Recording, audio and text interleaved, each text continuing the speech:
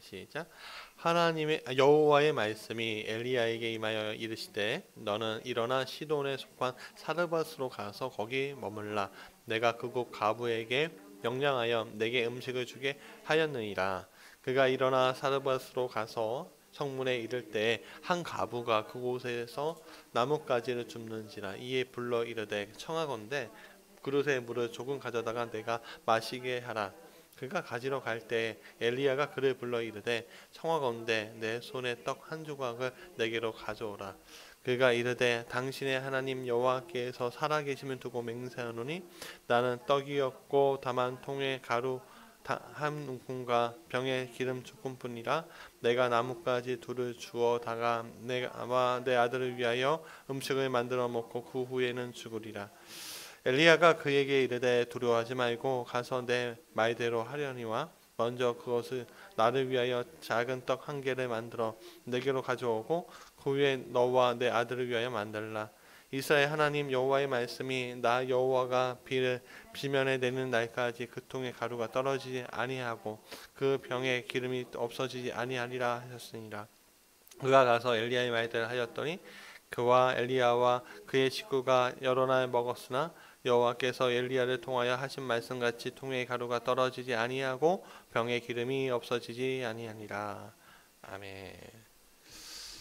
오늘이라는 주제로 계속 금요 기도회를 하고 있는데요. 오늘이라는 주제로 계속 하고 있는데 음식을 만들어 먹고 그 후에는 죽으리라라는 제목을 가지고 말씀을 전하려고 합니다. 제목이 참 좀 힘들죠. 마음이 이 제목처럼 현실이 좀 참 어려워요. 잘 사는 사람들은 더 잘 살게 되고요. 가난한 사람들은 더 어렵게 되는 시대가 지금의 시대라고 합니다. 우리가 그걸 경험하고 있죠. 여러분 현실이 어려울수록 사람들은요 일확천금을 기대하고 있습니다. 한 번에 이 문제를 해결하자라는 거죠. 그래서 우리가 흔히 기대할 수 있는 일확천금을 어디서 찾죠? 복권. 그래서 찾죠. 돈을 제일 많이 준 데가 어디예요? 로또. 그렇잖아요. 뭐 미국은 뭐 몇백억, 천억, 뭐 1조, 뭐 이런 식의 당첨금이 높은 그런 것도 있다는데, 자 오늘 작년 통계를 보니까 작년 로또 복권의 구입액이 2002년 이후에 최고액이래요. 근데 그게요 재밌는 건 2019년도 그랬대요. 2019년도 2002년 이후에 최고액, 2018년도도 마찬가지였어요. 그러니까 자꾸만 사람들이 어떻게 해요? 힘들어지는 거예요. 한 번에 이 문제를 해결하고 싶어 하는 사람들이 많아지는 거예요. 그러니까 현실이 녹록하지 않구나. 지금 그거 우리가 알 수 있는 거죠. 사실 오늘 우리도 마찬가지잖아요. 여러분 살고 싶어도 살 수 없는 일들이 얼마나 많아요. 오늘 많은 이들이 심정이 바로 그럴 것 같아요. 사실은 한쪽은 굉장히 풍요롭대요. 여행을 못 가서요 명품으로 자기의 소비를 바꾼대요.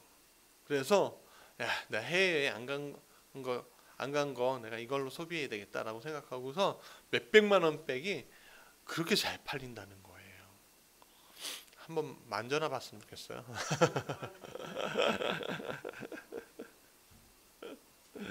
금태 틀렸겠죠. 금태가 이렇게 있었겠죠. 근데 한편은 절박함이 도를 넘어버렸어요. 원래 진짜 식당들이 또 가게들이 다 폐업을 해서요. 예전에는 자릿세까지 달라고 했던 수많은 가게들이 제발 관리비만 내시라고, 제발 이 상가가 비면 안 된다고 그렇게 사정하는 집주인도 늘었대요. 근데 또 한쪽에서는 집값이 뭐 몇 억씩 올라가잖아요. 또 한쪽에서는 도저히 이제 살 수가 없어. 도저히 살 수가 없어. 그리고 한탄하는 사람들이 계속 생기잖아요. 주식이 사상 최고래요. 근데 우리는 피부에 와닿지 않아요. 오히려 음식을 먹고 그 후에 죽으리라 라는 이 여인의 이 사르밧 가부의 말이 더 오늘 다가오는 분들이 많아요. 시돈 땅은요, 오늘 이스라엘 북쪽 레바논의 해안 도시예요. 근데 거기에 시돈에 또 작은 마을 사르밧이라는 동네로 하나님께서 엘리야를 보내셨어요. 엘리야 당시에 시돈은 이방 땅이었어요. 이 시돈에 속한 사르밧은 또 한 가부에게로 하나님은 엘리야를 보내시는데, 이 사르밧 가부라고 불리는 이 가부에게는 어린 아들이 있었습니다. 그런데 문제가 생겼어요. 뭐였죠? 가뭄이 들어서 먹을 것이 없어졌어요. 더 이상 손볼 데가 없었을 거예요, 아마. 왜? 이 한 움큼만 먹고서 우리가 죽으리라 했으니까 손벌릴 데가 없는 거예요. 여러분, 국간에 음식이 많으면은 인심이 좋죠. 예. 근데 국간에 음식이 없으면, 곡식이 없으면 어때요? 인심이 좋아요, 나빠요? 나쁘죠. 있는 것도 빼앗으려고 하죠. 지금 그런 상황인 거죠. 근데 이 어린 아들이 있는 과부예요. 그러니까 어디 가고, 그 당시에 지금이야 뭐 자와의 근로해라 뭐 이렇게 얘기하지만, 그 당시에 과부는요 어디 갈 수가 없는 거예요. 뭐 할 데가 없는 거예요. 심한 말로 몸을 팔지 않고서는 어떻게 할 수가 없는 거예요. 참 안타깝죠. 마음이 아파요. 여러분, 제3세계 가난한 동네에 가면요, 우리는 지금 잘 사는 거예요. 복지 체계가 그래도 잘 돼 있는 거예요.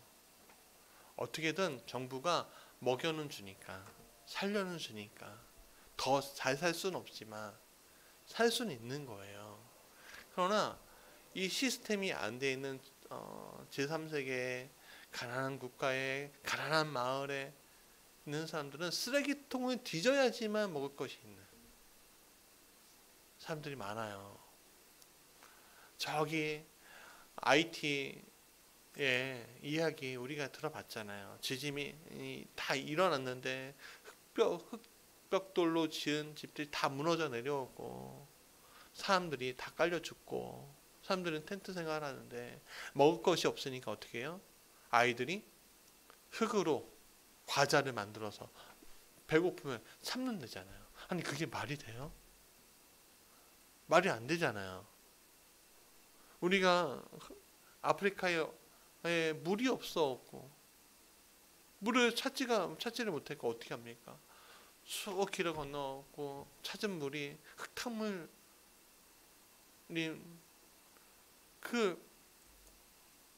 그거를 먹어야 되는 그 현실. 참 안타깝죠. 마음이 메이죠. 근데 이 사르밧 가부도 그랬다는 거예요. 수년째 가뭄이 넘쳤고, 이 가부가 이제는 할 수 있는 것이라고는 아무것도 없었던 거예요. 사람의 마음들이 다 강팍해지니까 더 이상 할 수가 없는 거예요. 이 과부에게 남은 것은 한 움큼의 곡식. 한 움큼이라고 하면 얼마큼 될까요? 제 손은 이만하지만 여자 손은 조금 더 작겠죠. 그러면 이 정도예요. 이 정도의 것과 이거를 섞고 볶을 수 있는 요만큼의 기름밖에 없었다는 거예요. 기름이 이만큼 따라하고가 아니라 이렇게 긁어야지만 되는 거죠. 뭐 사실은 한 방울까지도. 그녀는 어찌할 방법이 없자 이렇게 생각했답니다. 내가 나뭇가지 주워다가 나와 내 아들을 위하여 음식을 만들어 먹고 그 후에는 죽으리라. 얼마나 가슴 아픈 말입니까? 아니 우리 이렇게 생각할 수 있어요. 아니 어떻게든 살아야지. 죽는다는 말을 해. 우리 이렇게 생각하죠. 우리 이렇게 얘기하잖아요.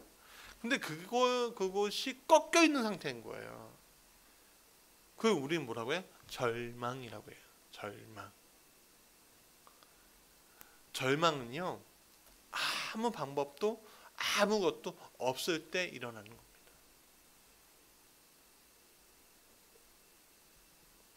요 근래 이 절망에 빠져서 종종 자녀들과 같이 죽는 부모들이 있어요.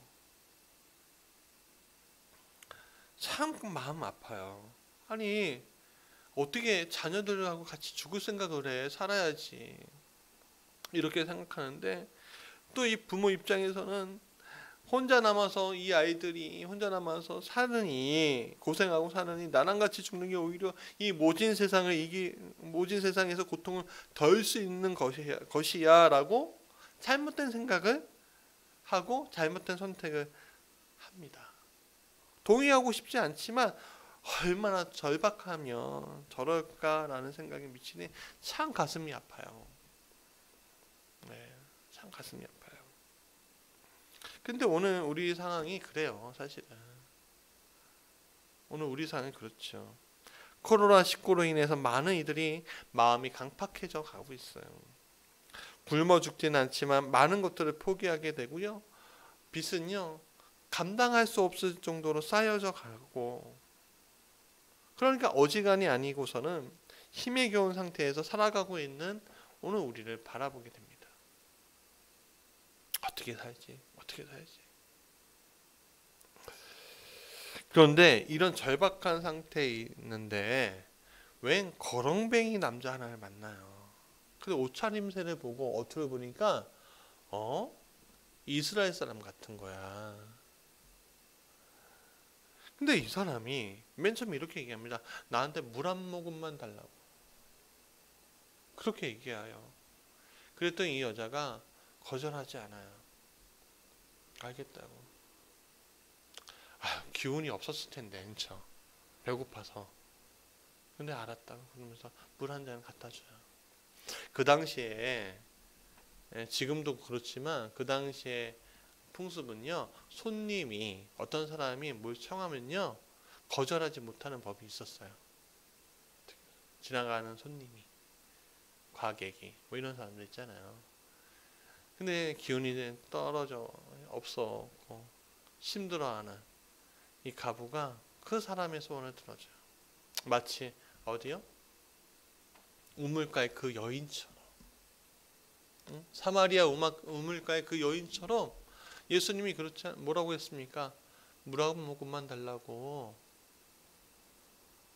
했더니 이 여자가 궁시렁궁시렁 하면서 어떻게 합니까?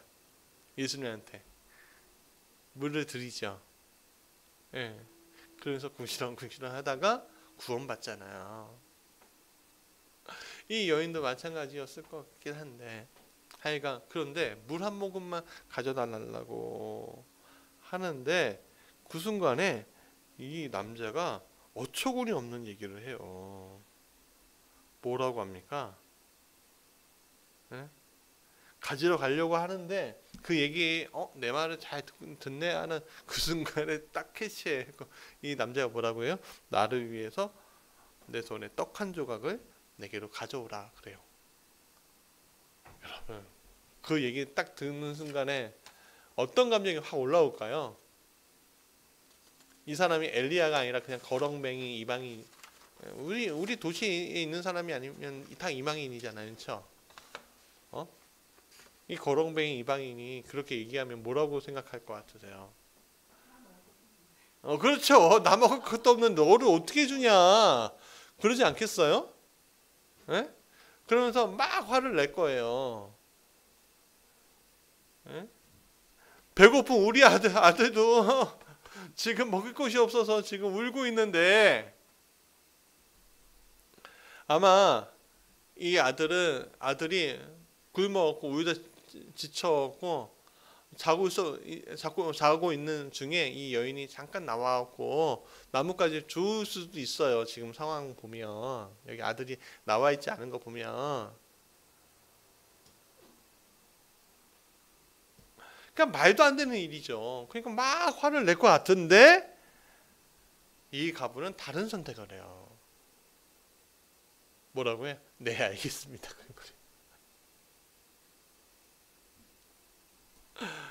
야, 이거 어떻게 설명해야 돼요? 이 순간은? 예? 저라면 그러지 못할 것 같아요. 오늘 교회에 한 장인이 와서 그런 분들 있잖아요. 뭐 좀 사주세요. 이렇게 하시는 분들 있잖아요. 휴지 좀 사주세요. 하는데 제가 현금이 없었어요. 그리고 얼마 후에 뭐 또 그 저기를 해야 되니까 뭐 돈이 없었어요. 근데 이분이 이러는 거예요. 이거 장애인들을 위한 거니까 좀 사달라고. 죄송하다고, 미안하다고. 지금 현금이 없다고. 그러면 이분이 그러는 거예요. 계좌라도 보내달라고 그러는 거예요. 미안하다고. 보냈는데 오늘 딱 이 설교를 딱 하는 그 순간 마음이 확 찔리더라고요. 참 안타까운, 좀 도와드리고 싶은데 한 번 오시면 또 오셔요. 작년에 갔던 분이 또 오셔요. 예. 계속 오셔요. 예. 휴지 안 떨어지는데 그러면서 내가 좀 돈이 풍성했으면 좋겠다라는 생각도 하는데, 사실은 내가 실수했구나라는 생각을 더 했어요. 사실은. 하여간 과부는요, 그 거렁뱅이 이스라엘 사람에게 이 남자의 말대로 작은 떡을 먼저 만들어 대접합니다. 이 여자는 얘기해요. 내가 이 떡을 먹고서 죽으려고 했습니다. 그렇지만 당신을 위해서 하겠습니다. 그랬더니 이 남자가 그래요. 뭐라고 해요? 너가 떡이 끊어지지 않을 거야. 그러니까 우선 나를 위해서 먹고 너를 그 다음 나를 위해서 주고 내가 먹은 다음에 너희들이 먹어. 그렇게 얘기하는데 참 이해가 안 되는 게, 떡 한 조각이잖아요. 그 사람 줄 것밖에 없는 거예요. 그럼 어떻게 나와 내 아들이 먹어요? 보이지 않는데, 할 수 없는데. 자, 생각해 보세요. 그냥 순종해야. 나뭇가지 주워서 불을 떼고 한 움큼의 곡식을 잘게 빻고 기름에 섞어서 작은 빵을 만들어요. 옆에서 아이가 딱 보면서 엄마가 나야 배고픈데 엄마가 나한테 밥을 주려나 보다, 빵을 주려나 보다 하고서 막 고대하면서 침을 질질 아이가 흘리고 있겠죠. 그렇지 않겠어요? 질질 흘리고 있을 거예요. 네. 근데 옆에 그 표정을 생각해 보세요. 내 배가 채워지겠구나 하는 그 순간, 어린 아들이 바삐 움직이는 엄마의 손을 바라보고 있어요. 그 순간 그 엄마는 어떤 심정이었을까요? 너무 미안하겠죠. 아이에게. 엄마가 미안해, 엄마가 미안해 막 그러면서. 그렇지 않겠습니까? 눈물을 쏟으며 만들고 있었을 거예요. 제가 어렸을 때예요. 제 어머니가 얘기해 줬는데 1975년, 그러니까 6년이니까 제가 아기 였을 때 열이 심하게 났대요. 그런데 가난했던 어머니는요, 약 살 돈이 없었대요. 한 푼도 없었대요. 어떻게 한 푼도 없을 수가 있죠? 한 푼도 없었대요. 발을 동동거리면서 아빠가 오기를 기다렸는데 오지 않았다는 거예요. 참 무심하지. 근데 할 수 없이 동네 약국까지 뛰어가고 가서 사정 얘기하면서 애 열이 난다고, 열을 내려야 된다고, 약 좀 달라고 했는데, 알았어요. 금방 올 거라고. 알았어요. 근데 약사가 매정하게 뿌리쳤다는 거예요. 돈이 없으면 안 된다고. 아, 약소의 심정도 이해돼요. 이런 분이 한두 명이겠어요, 그 당시에? 돈 떼먹은 사람이 한두 명이었겠어요? 근데 매정하게 하니까 어쩔 수 없이 돌아오는데 서러운 눈물이 그렇게 났답니다. 예. 나중에 그 약국은 쳐다도 안 본다고 하시던데 얼마나 서럽고 그 눈물이 흘렀을까. 그 얘기 듣는 순간에 제가 마음이 너무 아팠어요. 제가 자녀를 키우니까 그 심정 알겠더라고요. 물론 참 감사하게도 돈이 떨어진 적은 없었어요. 뭐가 막힌 적도 없었어요. 참 은혜죠. 근데 왜 그런 은혜를 우리에게 주셨을까? 그건 나중에 이제 이야기가 나올 텐데. 여러분, 이 남자가 글쎄 이제 떡을 주는데 보통 어른이라면요 이럴 것 같아요. 이렇게 침을 흘리면서 떡을 바라보고 있는 아이를 보면서 어떠겠어요? 내가 배고파도. 아유, 그럼요. 떼어갖고 애를 먼저 먹인 다음에 요만큼 빵을 이렇게 딱 애 주고 이렇게 먹든지, 아유 미안해 하고 너 먹어라 그러겠지. 그렇지 않아요? 근데 이 사람은 매정하게 지 혼자 먹는 거예요. 지 혼자 먹는데 그 옆에서 애가 어떻게 하겠어요?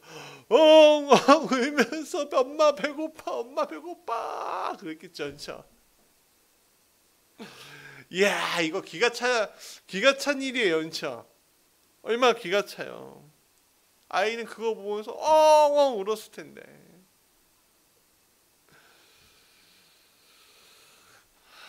참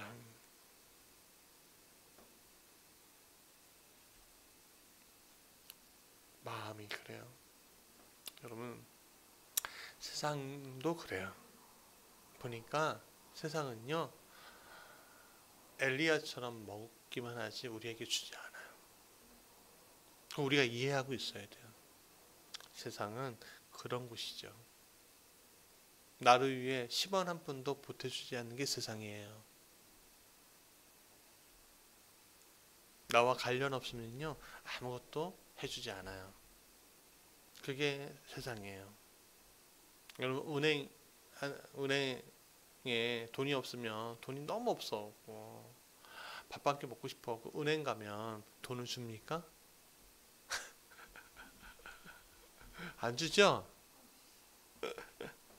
애가 아파요. 그리고 병원 수술을 해야 되는데 돈이 급해. 돈이 있는 은행에 가면 돈을 줘요? 안 주죠. 근데 여기에서 끝났으면 정말 가슴이 아팠을 텐데 결론이 참 은혜로워요. 통의 가루가 떨어지지 아니하고 병의 기름이 없어지지 아니하니라. 다른 사람들은 굶어 죽을 때 그들은 살아요. 이게 무슨 일일까요? 저는 이 이야기의 내용을 보면서 절박한 순간에 하나님이 내게 임하시면 내가 죽지 않는구나 라는 것을 알게 됐어요. 자, 먼저 하나님의 모습을 봅시다. 하나님은 엘리야에게 말해요. 시돈 땅의 사르밧의 한 갑을 찾아가라고. 아니, 엘리야가 누군지 알고서 찾아갈 수 있겠어요. 근데 가니까 그 사르밧이라는 동네에 가니까 어떤 여자가 가지를 줍고 있는 거예요. 그래서 말을 걸어요. 물 좀 갖다 달라고. 여러분, 야곱이 한 우물가에서 누구에게 물을 갖다 달라고 했어요? 네? 라헬에게 물을 갖다 달라고 했죠. 처음 본 사람에게. 그 위로 올라가 봐요. 아브라함의 종이 저기 올라가서 한 우물가에 있는데 한 소녀에게 물을 달라고 했어요. 그때 한 소녀가 물을 갖다 줘요, 안 갖다 줘요? 갖다 주죠. 왜 안 갖다 줘요? 그게 아브라함의 종. 그게 리브가예요. 예. 이삭과 결혼한 리브가. 근데 그걸 어떻게 알았겠어요? 하나님이 이어주시는 거지. 그렇지 않겠습니까? 하나님은 시돈 땅의 부잣집으로 인도하신 게 아니에요. 여러분, 엘리가 고생했잖아요. 그리시네가가 마르기까지 숨어 있으라고 해서 숨어 있었잖아요. 그래서 뭐 특별하게 뭘 먹을 수가 있었겠어요? 아무것도 없었다고요, 사실은. 네, 그냥 까마귀가 가져다 주는 거 가지고서 먹고 끝난 거예요. 그러면서 하늘 바라보고 기도하다가 뭐 그랬겠죠, 뭐 사실은. 더 이상 뭐가 있었겠어요? 그냥 이제 시내가 말라요. 이제 가래요. 그러면 고생 끝났으니까 어떻게 합니까? 고생이 끝나면 어떻게 해야 돼요, 하나님이? 복 주셔야죠.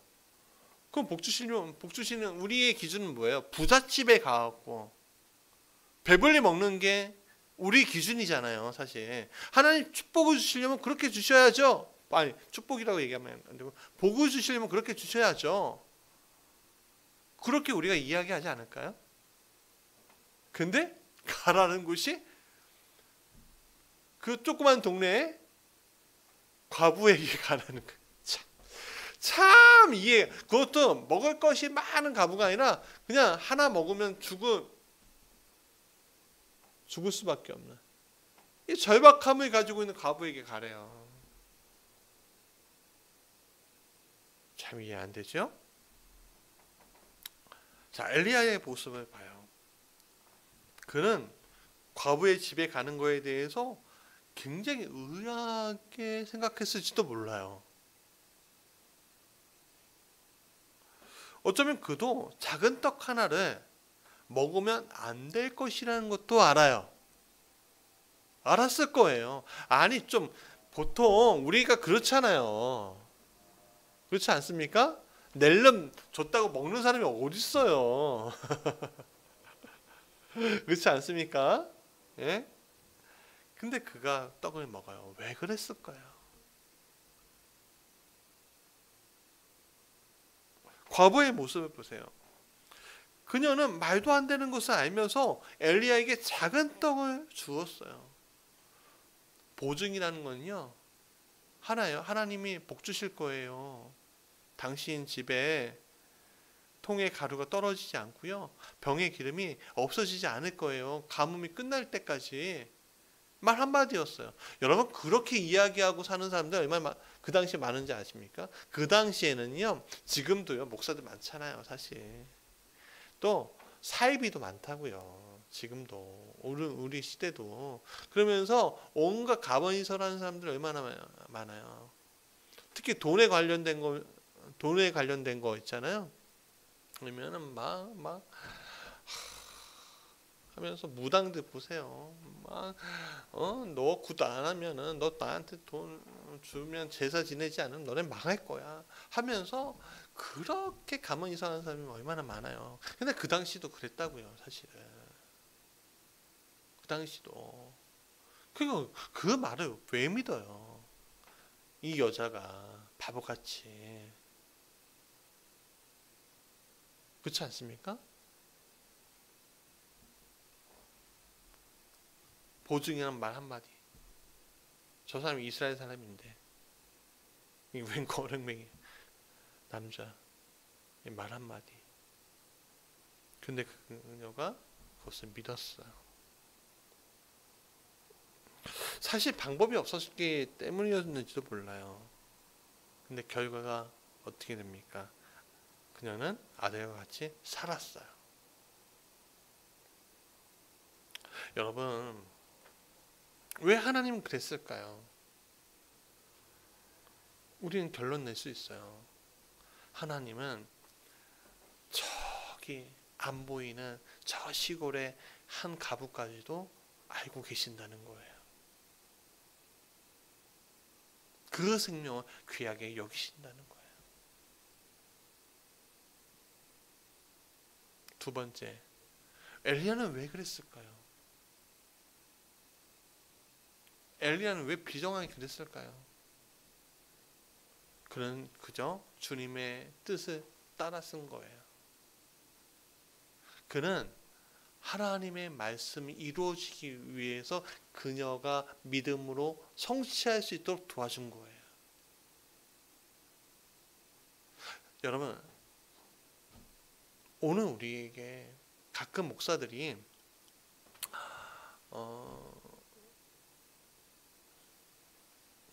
제가 목회를 그 부목사 지금은 그러지 않는데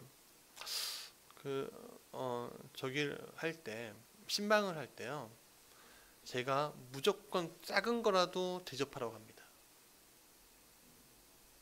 물이라도 대접하라고 합니다.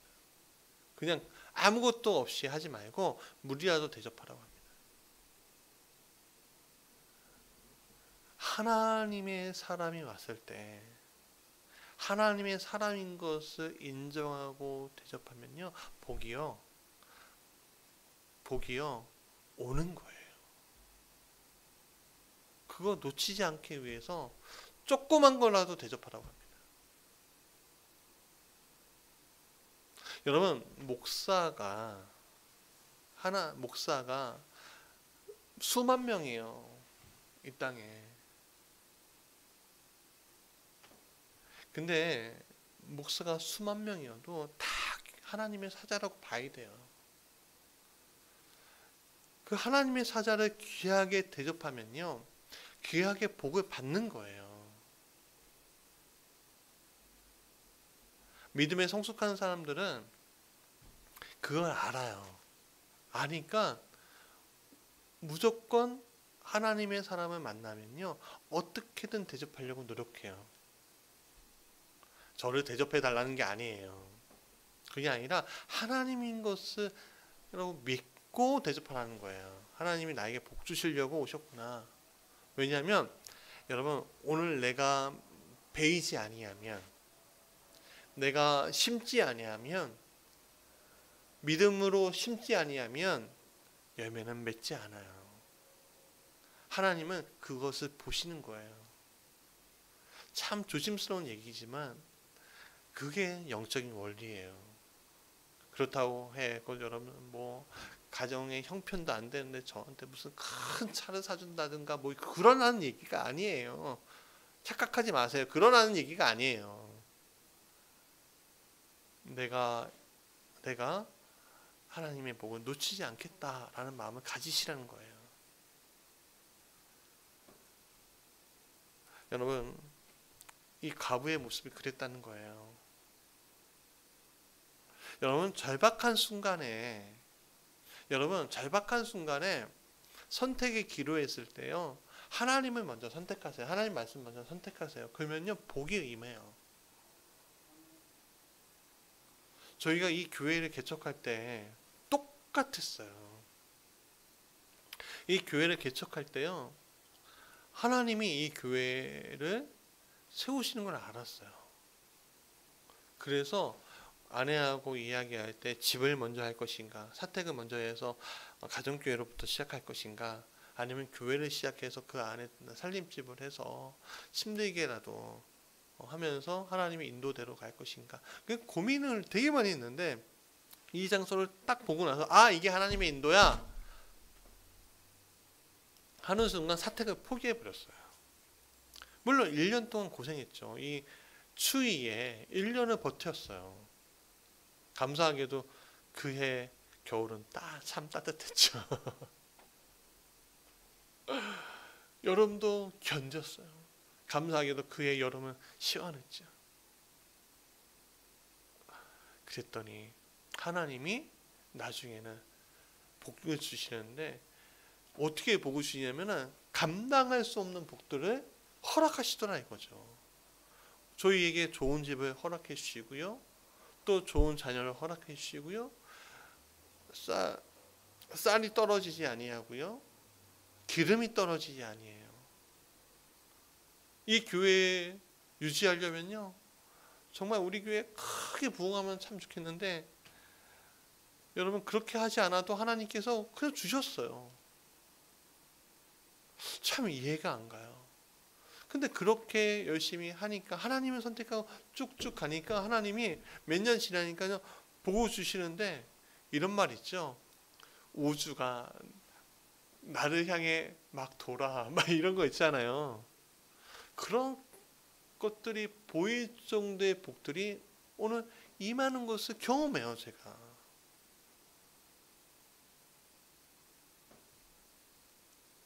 그렇다고 제가 무슨 큰 교회 목사는 아니잖아요. 그렇죠? 제가 뭐 특별하게 대단한 사람도 아니에요. 사실은 아시잖아요. 별거 아닌 거. 근데 하나님께서 그렇게 이끌어 주시더라고요. 누구를 선택하니까? 하나님을 선택하니까. 사랑하는 여러분, 우리가 절박할수록 우리가 생각나는 것은요 절망이에요. 그러나 그 절망에서 놓치지 말아야 될 게 뭐예요? 절망으로 가기 전까지, 전에도 후에도 놓치지 말아야 될 것은 하나님이에요. 하나님 나에게 말씀을 주세요. 그건 뭐냐면은 삶의 목적, 삶의 의미를 다시 발견하게 하는 거예요. 하나님이. 그러면 절망적인 가운데서 삶의 의미를 발견하는 그 순간 어떤 일이 일어나는지 아십니까? 살게 돼요. 일어나게 돼요. 그리고 나도 모르게 복을 받게 되고 몇 년이 지난 다음에 내가 복 받은 건가? 라고 생각했는데 몇 년 지난 다음에 딱 보니까 내가 엄청난 복을 받고 있었네. 지금 받고 있네. 라고 고백하게 하셔요. 그게 하나님이 우리에게 복 주시는 방법이에요.